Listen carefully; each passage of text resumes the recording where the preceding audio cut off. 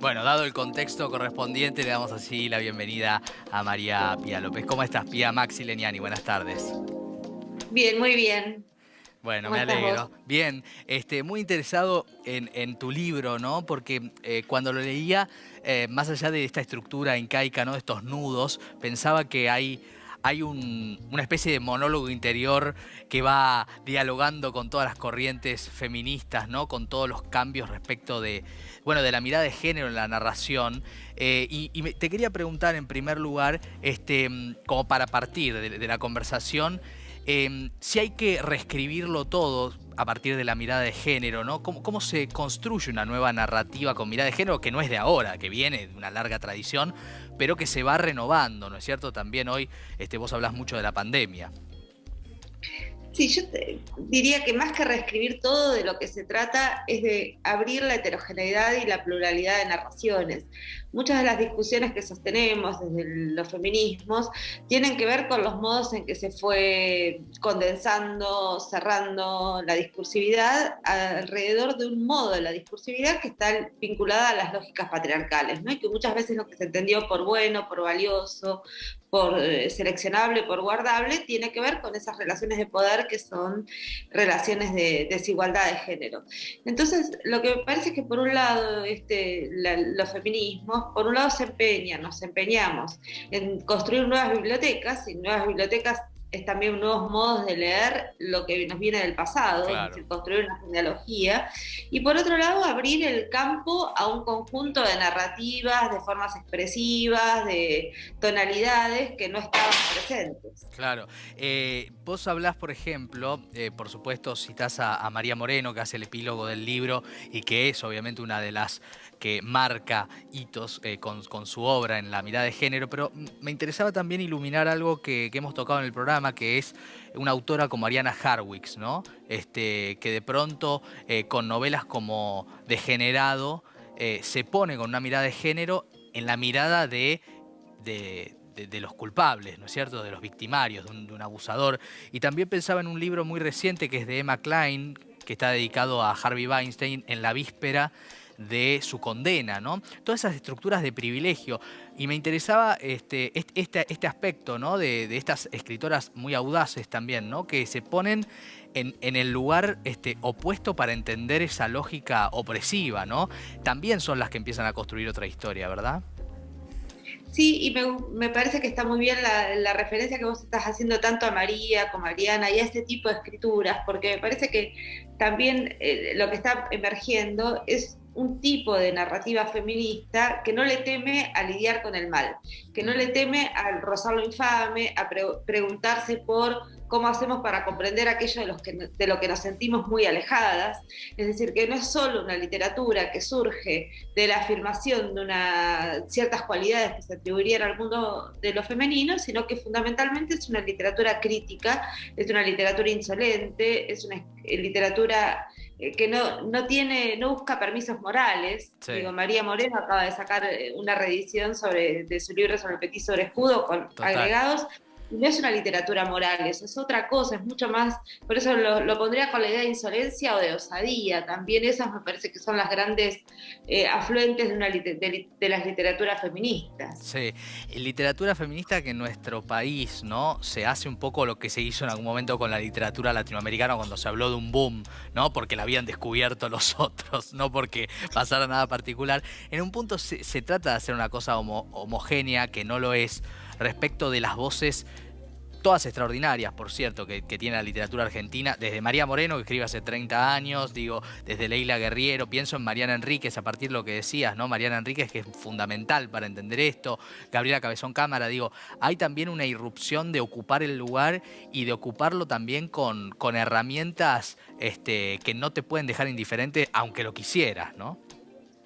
Sí, y también me parece que la pregunta es, cuando vos señalás todos estos nombres de escritoras, tenemos escritoras que son fenomenales y sumamente interesantes y que están produciendo intervenciones profundas en Sí, nuestra literatura, pero también la pregunta que podríamos hacernos es que no teníamos escritoras antes. claro, Y sería claro. falsa decir que no, sino que también cuando hay un movimiento social de la envergadura que tienen los feminismos en nuestro país, también lo que pasa es que se abre una visibilidad y se abre como una especie de interés del mundo editorial, de la crítica, de los análisis respecto de ese conjunto de mujeres que están escribiendo.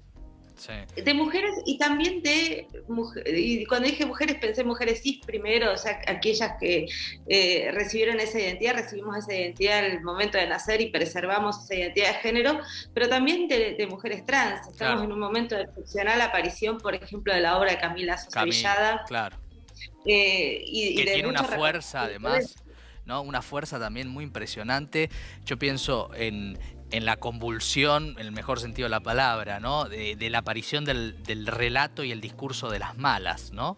Cómo viene incluso a correr lo que ya era transgresor, digo, a contar una historia desde otro lugar totalmente distinto.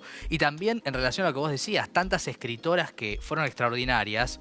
El ejemplo quizás más fácil es Silvina Ocampo, sentada con Bioy y con Borges, siendo inmensamente mayor que Bioy, me permito decir, se habla primero de Bioy, ¿no? Ahí está también el patriarcado.